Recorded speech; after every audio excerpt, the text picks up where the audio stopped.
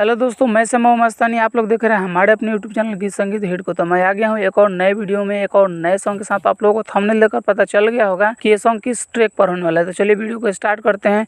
उससे पहले कि आप लोगों ने हमारे अपने चैनल गीत संगीत हिट को सब्सक्राइब नहीं किया है तो कर लीजिएगा, और अपने लिए पर्सनल सॉन्ग लिखवाने के लिए हमारे दिए गए नंबर पर कॉल कीजिएगा। तो चलिए स्टार्ट करते हैं आज का वीडियो मुखड़ा के साथ। पवन सिंह पर भारी लागेला, हमर पियावा खेसारी लागेला। पवन सिंह पर भारी लागेला, हमर पियावा खेसारी लागेला।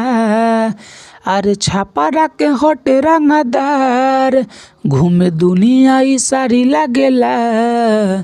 उ पवन सिंह पर भारी लागेला, हमर पियावा खेसारी लागेला।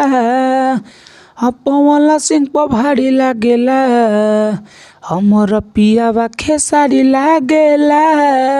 तो ये था मुखड़ा। उम्मीद करते हैं कि आप लोगों को अच्छा लगा होगा। अगर अच्छा लगे तो एक लाइक जरूर कीजिएगा। तो चलिए चलते हैं अपने फर्स्ट अंतरे की तरफ। काला चश्मा में लागेला हीरो, आवे नी आगे तो हो जानी जीरो।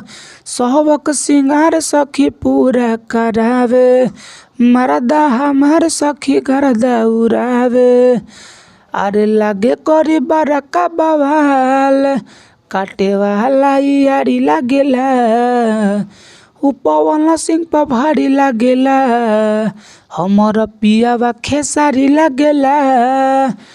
पवन सिंह पर भारी लागेला, हमर पियावा खेसारी लागेला। हमारा फर्स्ट अंतरा। उम्मीद करते हैं कि आप लोगों को बहुत ही अच्छा लग रहा होगा। अच्छा लगे तो एक लाइक ज़रूर कीजिएगा और चैनल को सब्सक्राइब कर दीजिएगा।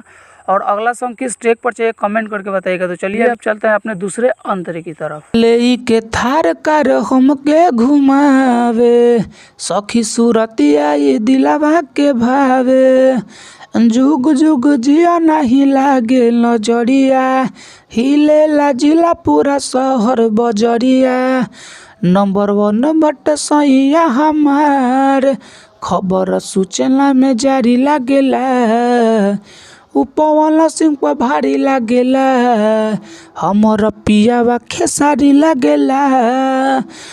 पवन सिंह पर भारी लागेला, हमर पियावा खेसारी लागेला। तो ये था हमारा पूरा सॉन्ग। अगर आप लोगों को अच्छा लगा होगा तो लाइक कर दीजिएगा, और ऐसे ही ढेर सारे सॉन्ग पाने के लिए हमारे यूट्यूब चैनल गीत संगीत हिट को सब्सक्राइब जरूर कर लीजिएगा। और आप अपने लिए पर्सनल सॉन्ग लिखवाना चाहते हैं तो हमारे दिए गए नंबर पर कॉल कीजिएगा। तो चलिए मैं जाते जाते यही कहूँगा कि गाइए और हिट हो जाइए। तब तक के लिए मिलते हैं किसी दूसरे वीडियो में किसी दूसरे सॉन्ग के साथ।